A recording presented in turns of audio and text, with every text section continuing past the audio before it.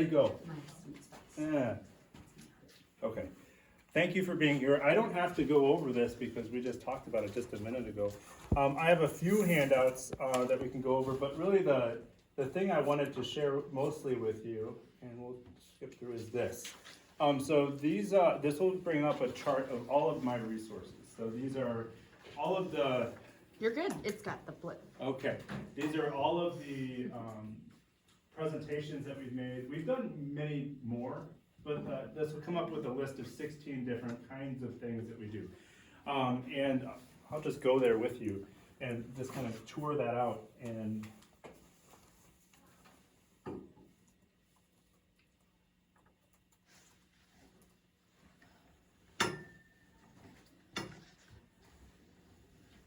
so this first one, and I'll just go through this, and then I'll put them into categories, and we'll talk a little bit more, and then we'll look at things and share it out. But Introduction to Personalized Learning is really talking about the center rotation model, saying why we do what we do. The reflection and goal setting, that is both for students and for teachers, but this one's mostly about teachers. One of the handouts that I have for you is our rubric that we use for for teacher goal setting. And so we'll take a look at that together. Introduction to Adaptive Online Standards-Based E-Learning Platform. That's how to use Admentum, ExactPath. You probably won't be interested in that. But it does touch on like how to, I don't know if you walk into a classroom and you see all the kids' eyes on a Chromebook, that's not working. That's not blended learning, that's just computer learning. And so like, unless they're doing their assessment, then that shouldn't happen. So we talk about that a little bit in that one. ExactPath routines and procedures for your center rotations. When we first got started, we noticed that teachers needed a lot of help just thinking through what their schedule is going to look like within an individual lesson plan. One of the things that I like to talk about, especially with middle school teachers, is we usually think about our lessons chronologically. 1, 2, first we do this, then we do that, then we do that, then we do that, and then we do this. Those middle 3, just instead of doing it vertically, flip them horizontally. You're still doing the same stuff, the work's still happening, but we just flip it horizontally so that first you do this and that, so you introduce the topic, and then those 3 kind of activities, students can do that either on a menu choice menu in their own order, or they can do it in a center rotation if that's what you choose to do. So we talked a little bit about that in the routines and procedures. Data use, planning for groups. This is a really big one for us. So this is looking at our interim assessment data particularly, but how do you actually take that and group your students? And we talk about dynamic grouping and then conferring. This is the student ownership goal setting piece. There are some schools that do this really well. One of the teachers that I saw like 2 years ago is in this room, 3 years ago maybe, who is doing conferring really well. They meet with their students, they talk about what the students are learning, what their goals are, review past data, and then set another goal. And so I've seen this work really well. This hasn't really taken off as a core practice in our schools yet, and I'm not sure why. There's just more reluctance to it than the other practices. Knowing every student, I highlighted that in my Ignite. Supervising personalized learning in your schools, that's really focusing on the principal, and we can go through that slide deck.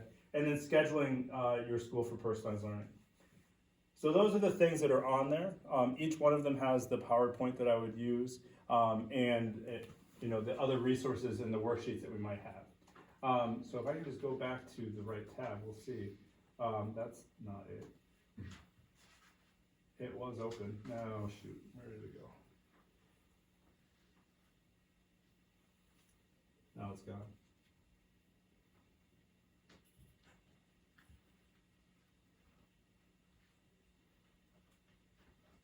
That was last year.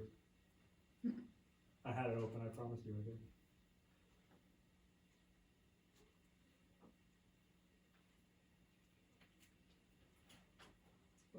All right, there we go, that's it. All right.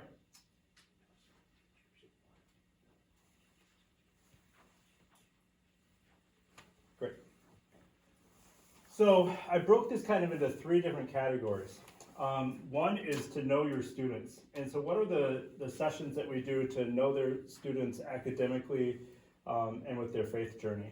I don't know why my screen isn't.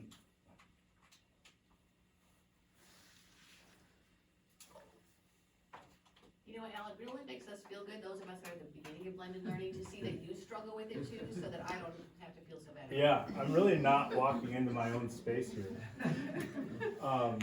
But I appreciate that. I'm gonna keep talking. I can fiddle around with it. Sure. Yeah, so it's not a bad time for me to hand out the, I had a red folder. There it is. So this is the HDMI, and for some reason, it's probably on my computer. If I can get a little bit of help, yeah.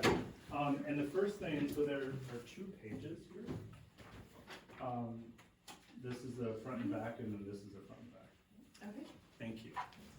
And the first thing I'm going to really go through with you is to take a look at the rubric that we use. And each of those rubrics have different domains. So if I could borrow one of those, I only have 11, and so I think we're close to the number that we do. Oh my goodness. Okay, so the first one is instruction. Once we get these handed out, we'll take a look at them together.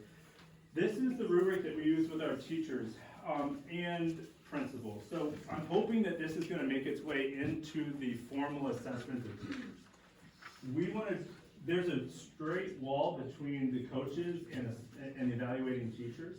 We don't want to blend that at all. So we want our coaches to be coaches, to be advocates for teachers. We don't want them reporting back to principals about how teachers are doing. I think that role of the coach is really important.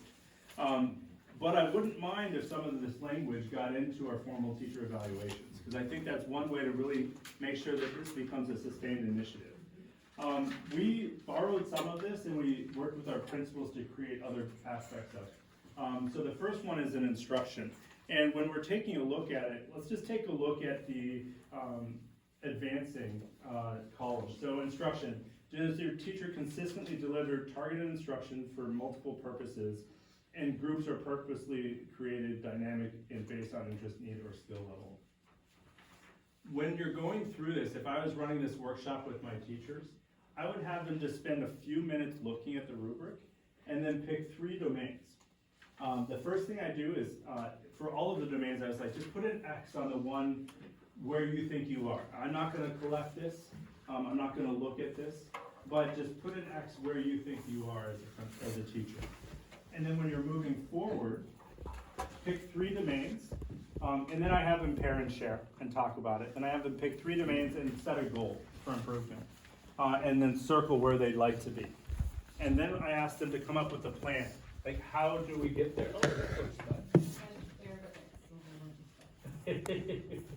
It's my whole life on the screen.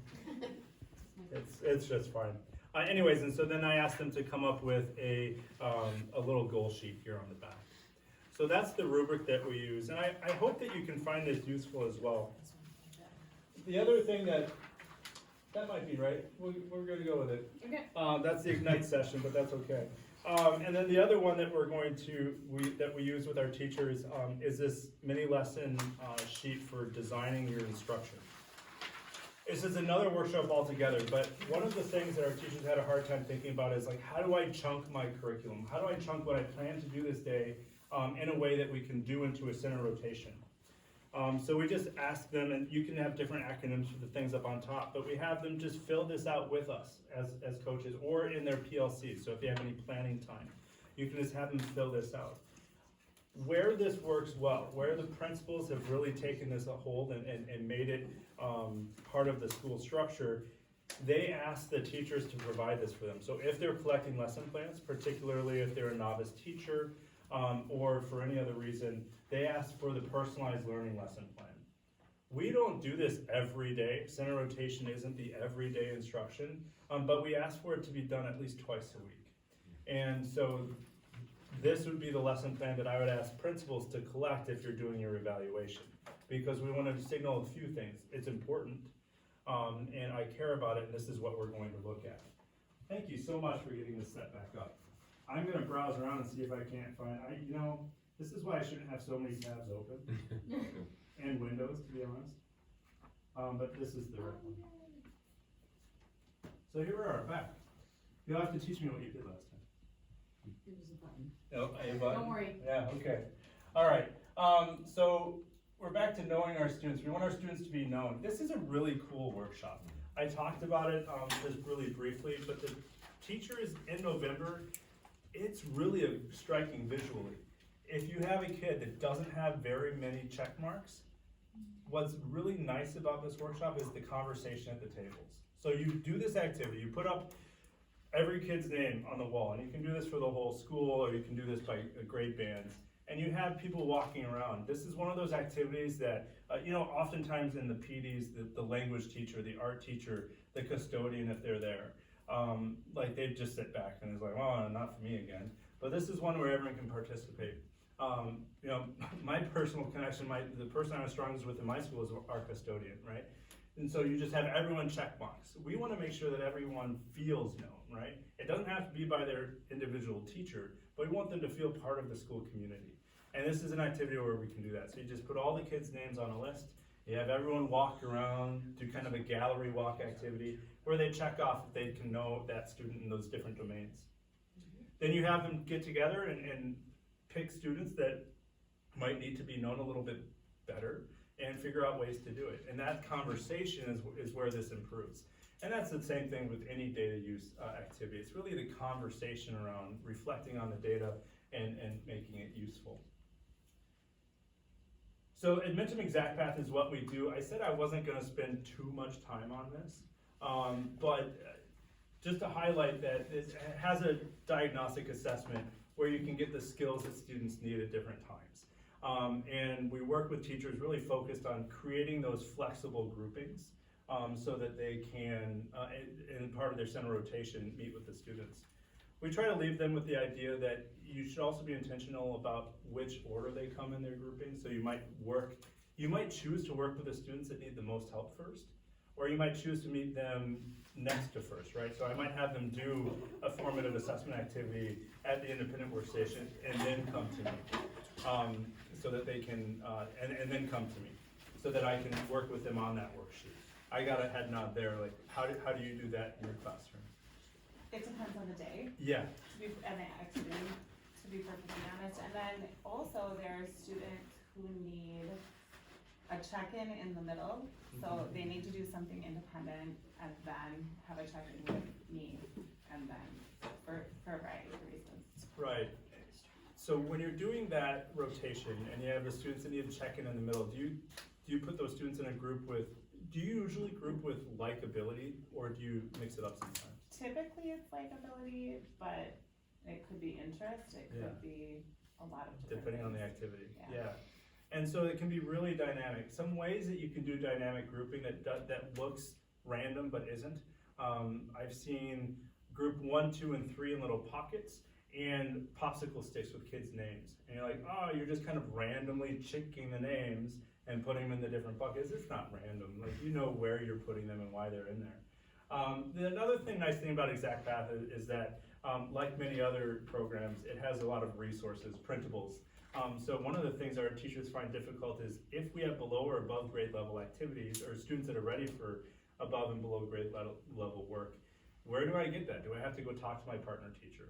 In this program, it's just right there so they can print out the worksheet for the independent work.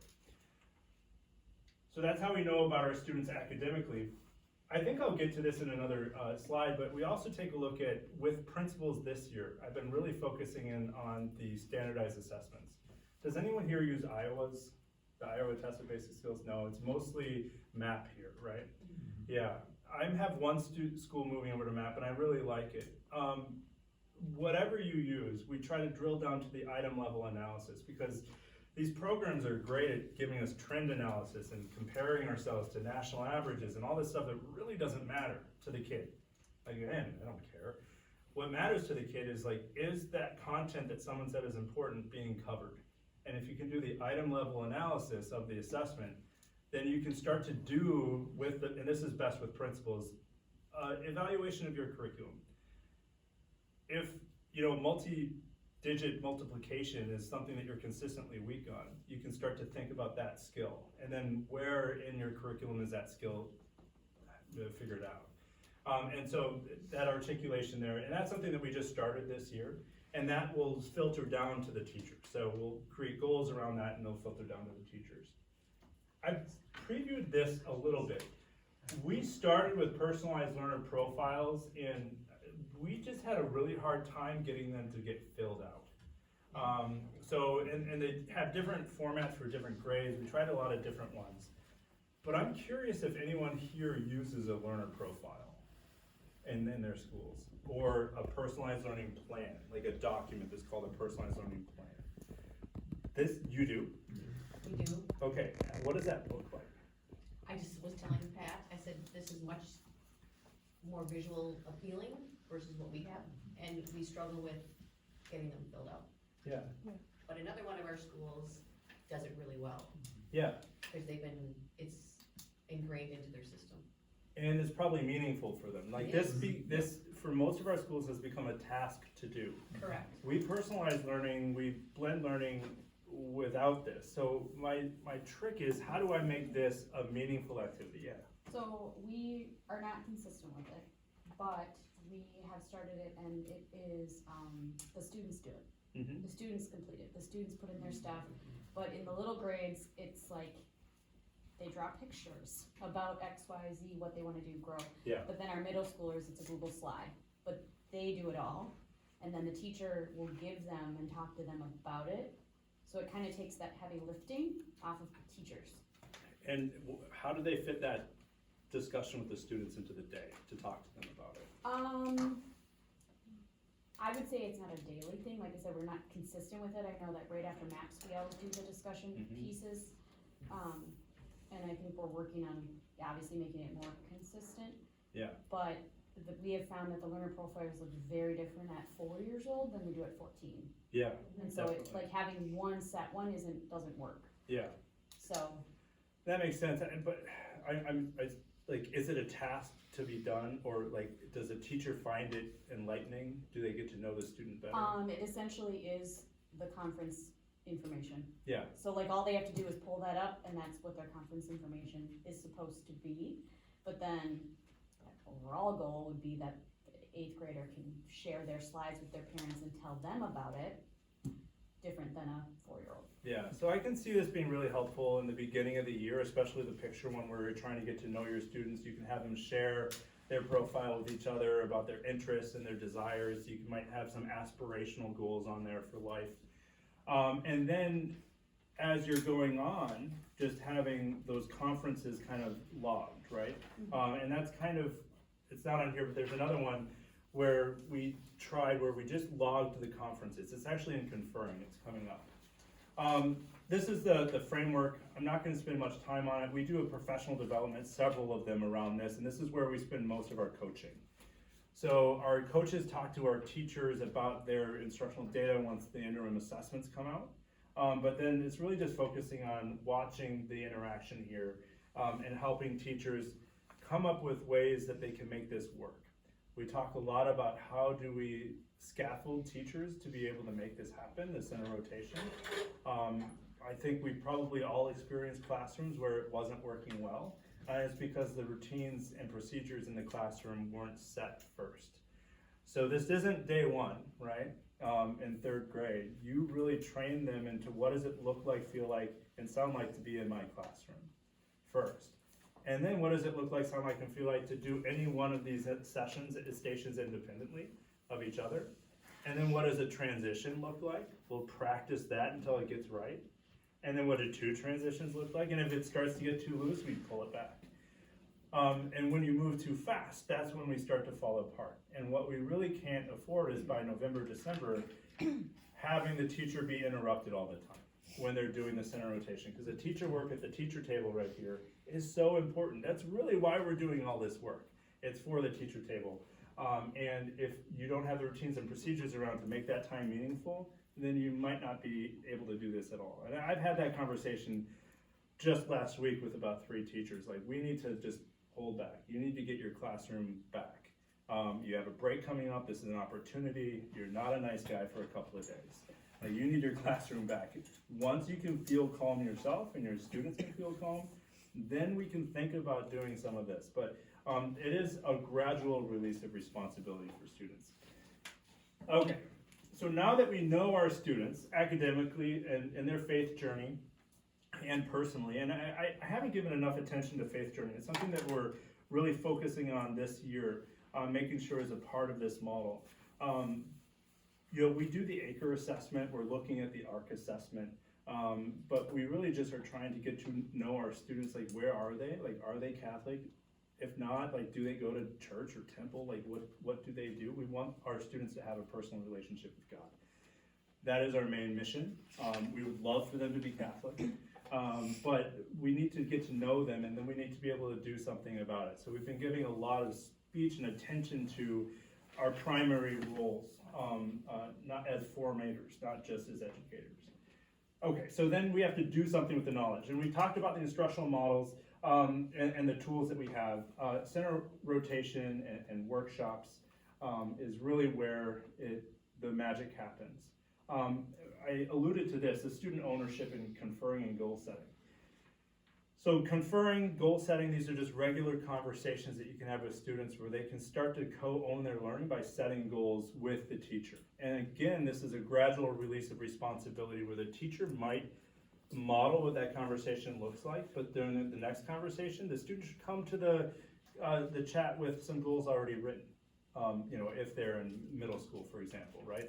So if we have a regular goal tracking sheet, and I think I have one coming up here, yes. So this would be one that I saw in a couple of our schools. And does this look like your profile at all? Like, I don't know if this would mirror what you're doing, but basically it's just a log of the conversations that the students have with teachers. And it can include the student goal, like if you do this around your interim assessment, but this could become what you call your personalized learning plan, right? So if you have regular conversations with students that are documented, where the student reviews their past work and sets a goal, and you do that over and over again, that becomes an iterative personalized learning plan for students. I'm going back, but so this one I liked, but it was missing goals. It was just a weekly update. So if this was to get like 5 stars for me, I would add goals to it. So that's what we would do. All right, so then there's the learner profile. Great. And this one was sort of highlighted the instructional leadership. I mentioned the last time I talked that where we really fell apart is not, in some schools, is by not focusing on the principal as the primary instructional leader of the school. Like, we came in and delivered the professional development. We came in and did a lot of this work. Where this works best is where the principal also feels ownership over personalized learning. And so as principals are coming in now, we capture them and we do that. And we talk with them about the why of personalized learning in Catholic schools, what the model looks like. We share with them the rubrics and the other tools that we have, and we ask to be invited into the school so that we can give the professional development to their teachers. The biggest point of leverage that any school leader has is the master schedule. For personalized learning or blended learning to work really well, it needs kind of a double block, I think, if you're going to do the center rotation. I say, if I'm in front of my principals, if they push back to me, you could do this on an A day, B day, where you do 2 parts of the rotation, the other 2 parts of the rotation. That's a lot to fit into a 40-minute period. You really need an 80, 90-minute period to do a couple of rotations, I think, well. True? Not true? 100%. Yeah. And it can be really tricky, especially now where staffing is hard. So working with your principals to get the master schedule so that this can happen a few times a week is really important. It's a lot easier in the self-contained classrooms, in the K-5s, or if 5th grade is not a middle school. But in the 6-12, you really have to make this a goal and a focus. And if you do that early enough, and right now is the time, I think many principals are thinking about their schedules for next year. So right now would be the time to get in there and say, can we create some double blocks for that ELA and math so that we can get to some of the center rotation work? Anyway, so that's one of the things, and we have a template for it, and it's on the list. Yes? Just a quick question. What was the reasoning behind the science and social studies one double block per week?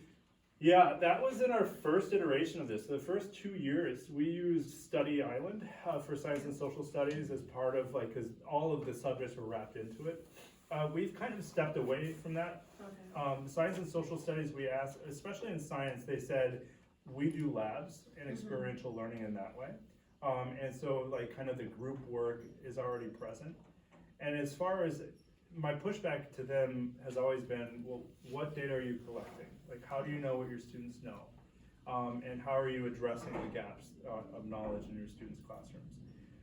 Frankly, we're 3 people, and you know, we have 23 schools, and math and ELA has been enough. I would love to see this become a more routine process in the schools where all students and all subjects get to do this, but it's not very common that we see science and social studies. And you can see that they don't have as much, and sometimes they rotate. If you do like an A, B, C, D, E week, usually one of the weeks they can get a double block. And the teachers like having a double block. Most teachers, I think, would prefer having a block schedule to 40-minute periods, especially in the middle and high school. I'm actually hearing the opposite. Oh yeah? Because I don't know if any of you are experiencing the attention spans getting shorter. Yeah. And I'm hearing like globally people are, especially middle high school, they're trying to erase the double block because they're saying, well, how am I supposed to teach for 90 minutes if my kid's attention span is 45? So it's this interesting tension because this is like the perfect thing to be doing. That's what I was But gonna for say. schools who aren't, it's, so it's actually interesting. They're starting to redo schedules and pull it out. If you have a 90-minute lecture, Yeah, okay. no, exactly. Exactly. I'm having a hard time with me. Like that's a big problem. Yeah. But if you think about your day in different chunks, and you can have students move a little bit and have some activities, meaningful activities, and again, it's really the focus is on having those small group conversations or individual conversations with students about their needs. Doing the formative assessment right next to the student or the group of students that need to know that one thing. It's all centered around that. Where I get frustrated is when like the online platform becomes personalized learning, or when you know, like that point is missed. Like you don't see me talking about Admentum Exact Path. Like it's there. It's something that we use as a tool. We get data out of it, and it's part of the centers because it has some meaning to it. But really, it's about the information the student and teacher have and how their interaction is improved by that. So. Yeah, I hear you. I'm sad to see the block schedule go. I think that would be my preference as well. It's just interesting how it cycles, like Yeah. when it started and I'd say to when the stations are done well, exactly. the Yeah. kids, that 80 minutes actually is very important. And I know last year many times it was like, oh, it's time's up already? Like what?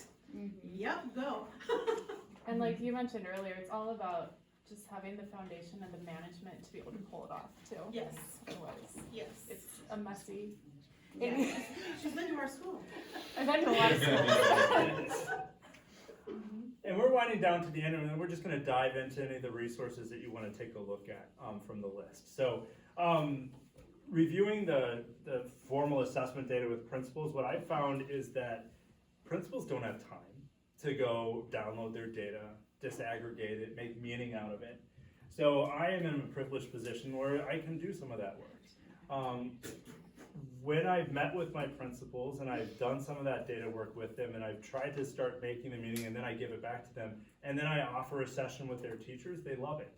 And so it's doing some of that upfront work for teachers and principals and then letting them make the meaning out of it, because really the goal of it is to have them wrestle with it. What does it mean? What are the challenging aspects? And then what can I do about it? If you don't get to that last part, if it's just a sit and get where the teachers are hearing about how terrible their kids are at decimals and fractions, like that's not good. It's a, what can we do about it? So you have to build time into the workshop for teachers to actually come up with formative assessments around certain things. All right, and then creating the conditions for success. This is one of the slides that I use with new principals. I was like, if you want it to work well, you're gonna take ownership over it. That's what this slide says. Yeah. Instructional leadership. So we have a few routines that we have. Collect lesson plans that focus in on the personalized learning block. Do formal observations using the personalized learning block. Schedule them so that you can see it when they're doing it. And provide feedback on their personalized learning blocks as well. It's not every day, I mentioned that. But if you show that you care about this, the kind of instruction that you're doing in your personalized learning block will have spillover effects in your other instruction. It really makes you more responsive of a teacher to the student's needs in your classroom. And then spend time in faculty meetings looking at data and invite us in is really what I asked them to do. So I already handed out the rubric when my technology failed, so we can take a look at that. But that's kind of where we're at, and we have about 15 minutes where I hope that we can spend some time just on that list, and we can pick a presentation or two, and you can ask me questions. But any questions right now? Any points of conversation from what we've talked about so far? Yes, please. Hi, I'm with the GHR Foundation, so I'm not a teacher, Oh, great. but I'm struck, so I'm aware of the governance model that exists in Bridgeport that Yeah. gives you guys ability to pull this off. Yes. I guess my question is for like an individual school where principals are just as busy and doing holding lots of different hats, as the ones you described in Bridgeport, like how would you recommend diocese like this one, where we don't even have a schools office, much Yeah. less the ability to run something through the Archdiocese? Like, how can I, like as a funder, help support the schools to be able to do some of this work that you are doing around like analysis and things? Yeah, I think you pick your focus, right? So if data analysis and use is the thing, like we can find people to come around and help schools with that. The instructional model that really works for this requires, I think, a coach. I think that's one thing that we found. Like if no one's coming in to check in on teachers, it's hard to make that happen. But the coach doesn't have to be in one school. The coach can travel across different schools. So the GHR Foundation or the Center for the Catholic Schools Excellence or some other larger body that spans multiple schools or even the entire diocese, or maybe even the Catholic Education Office. I know they're really focused on formation, but there could be there could be an opportunity there to have one or two people that would focus in on this and help schools that are interested. It's hard to do it without people. It really is. And it's hard to plug this into a school where there's not, where you're not being asked to come in to do it. So there needs to be a perceived need, I believe. We were lucky, you're right, we do have a very strong, comparatively strong, we're still very parochial in our schools, but we have a strong central schools office with Dr. Cheeseman there. So, I think have their independent, Well, I was gonna say, I've done it without a diocese, just in our school alone. We're the only school in Milwaukee that does it. And I mean, a lot of it is starting from the ground up. It's not, it can go slow to go fast. And a lot of it is that first step of just the classroom structure. And if we need to restart and redo it again, we restart, we redo it again.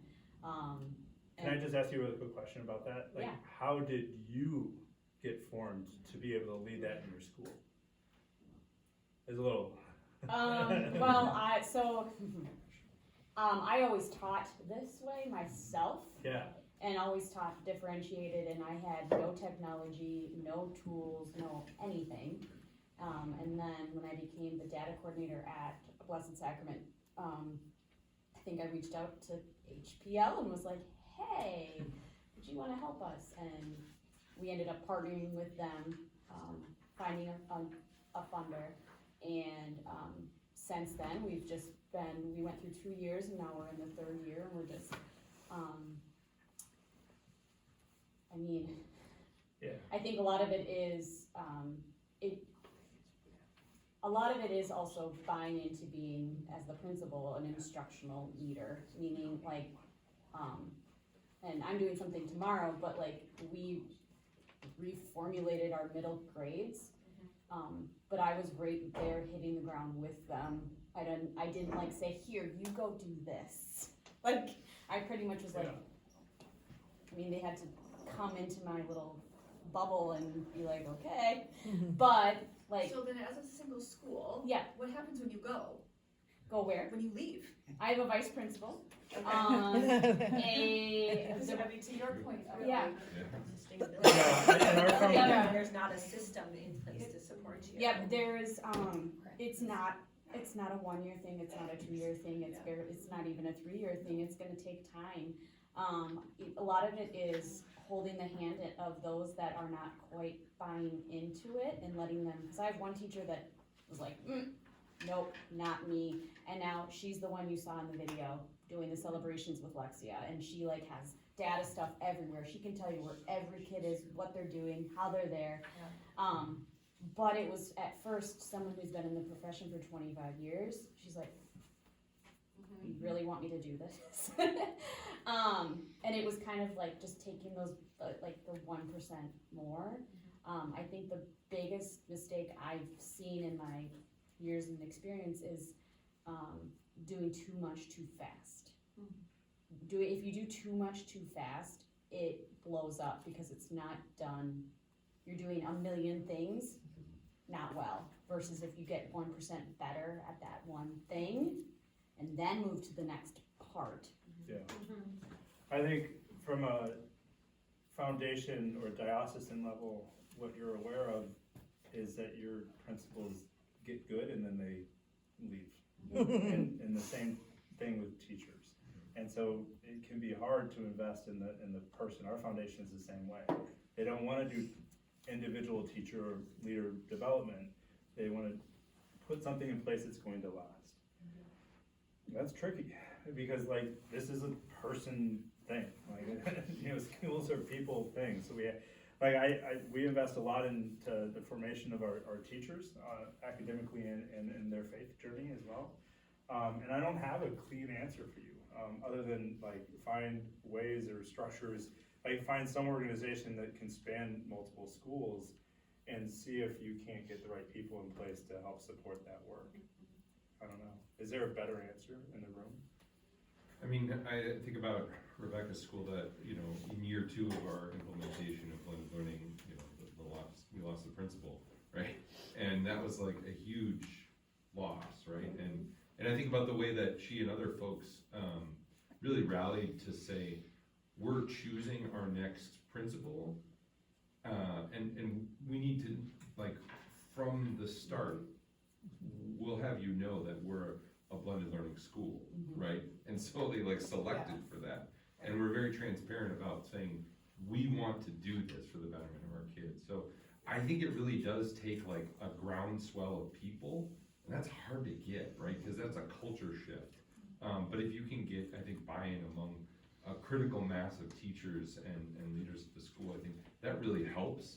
But there's nothing that's gonna guarantee, like everybody's moving in the same direction, because, I mean, this is the reason that any consultant would tell you that an initiative fails, because there's not enough consistent energy in the same direction. And that's just because principals and other folks get pulled in a million different directions, or they're coming from the diocesan level saying like, okay, now we're gonna do, now all of our schools are dual language immersion schools, like, or we've seen a lot movement nationally towards like pastors who will say like, okay, now we're a classical great books school, and the teachers are like, we're the what? We've had no professional development around this, like, yeah, teach the classics. And you say, yes, your excellency. Yeah, right, like, But so, Father Nate, to that point, remember the blast teams is how you, and it was so wonderfully prescribed for teachers that were on that blast team, that in a couple of our schools, the blast team really became the leader and the impetus of all of it. So it became beyond, the principal's piece, and you don't always see that in programs like you're talking about, so I really appreciated that. And I think that's the real gem of the model that HPL has put forth, is like investing in a team of teachers in a school Exactly. instead of in the individual. We would, I admit, like maybe be a little diluted in that we focus on anyone who teaches ELA and math as coming to our workshops, and so we put a lot of time into them, but like you have teacher leaders here who have really sustained that innovation as well. They were the champions, from the get-go. And I think the part is keeping the champions there, cause Yeah, then, sure. cause we have blast team, I know you guys had a blast team, but when blast team members go, then you have to, in my mind, like, you have to plan your blast team or your principal as like, kind of like the Catholic school standards tell us, plan for sustainability, which means you almost look for the people that can take your place eventually one day, because otherwise, blended learning is gonna go away, or this is gonna go away. And so on that note, I would say like, the school that I left, like, they know what they need to do, and I'm teaching middle school ELA at the time too, so like, I was right on there yesterday, messaging with the students and just, it's a lot. It takes a lot of hard grounds up work, and a lot of, I would say the biggest thing I've learned is the resetting of the expectations, because if students don't understand how to rotate, understand how to work independently, understand how to do transitions effectively, this doesn't work. So you gotta practice it. And then you might go, and then it might fall apart after Christmas. You do it again, but take the time to do it, because this is more effective. Yeah, and you'll see that in the results, like, and in the way that your kids interact with you. I think what you mentioned, Arnett, is the hiring for it is really important too. Yeah, unsatisfactory answer to your question. No, this is but, great, this dialogue. yeah. Can I say something too, real quick? Yeah, Just, please. you have to have a leader, it has to be leaders that are willing to say, we should be doing something differently. And, I mean, I'm a consultant, so I work with schools, and I only work with people who say that, because otherwise they don't wanna work with me.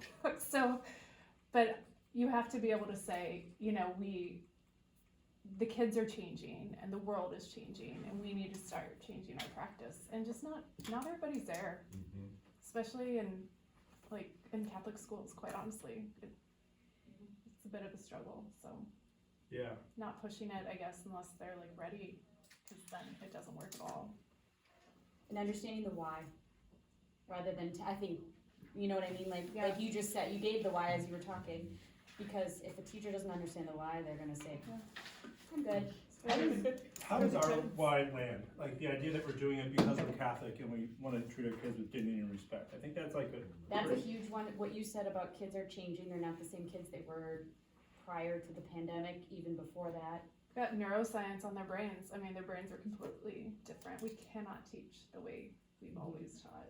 And I think it's finding the courage to just do what you need to do, rather than worry about all the other outside stuff. All the buy-in. Yeah. Because the long run, Yeah. I don't need to be talking more than I am, but. we've got 2 minutes, take them. All right, well, I was gonna say, in the long run, I always look at it as my job is to get these kids to heaven. And what, strong social emotional, strong foundation is what's gonna do that. And then also teaching them the value of an education and the academics and what that can open up for them. But in the long run, as Catholic educators, it's to get these kids to heaven. So if I'm not doing anything that is going off of that rail, then I'm doing my job.